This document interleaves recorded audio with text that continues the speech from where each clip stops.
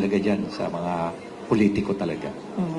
And then Mayor, yung mga nagsalita na po ng ilang mga contractor, gaya po ng mag-asawang Diskaya and yung ilang mga DPWH district engineers, may mga nagsasabi rin po na even sa kanila, no, lumabas na rin ang gusto nilang maging state witness.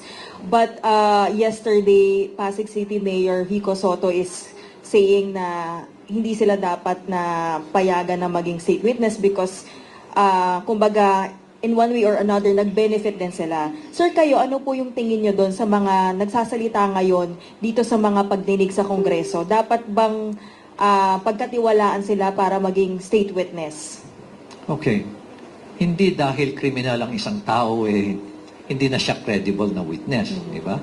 Tingnan mo yung nangyari kay Al Capone. Diba? Sino ba yung main witness sa kanya? Si Eddie.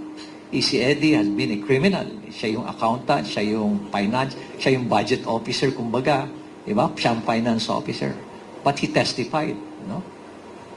And credible siya. And that's the reason why Al Capone was sent to jail and convicted as well. Diba? Kaya hindi mo pwedeng sabihin porket criminal na, hindi na pagkakatiwalaan. Ano? Siguro, may reason si Mayor Vico. Kung bakit niya binanggit yun. Pero sabi ko nga is, we have to validate kung ano yung mga statement ni Vizcaya.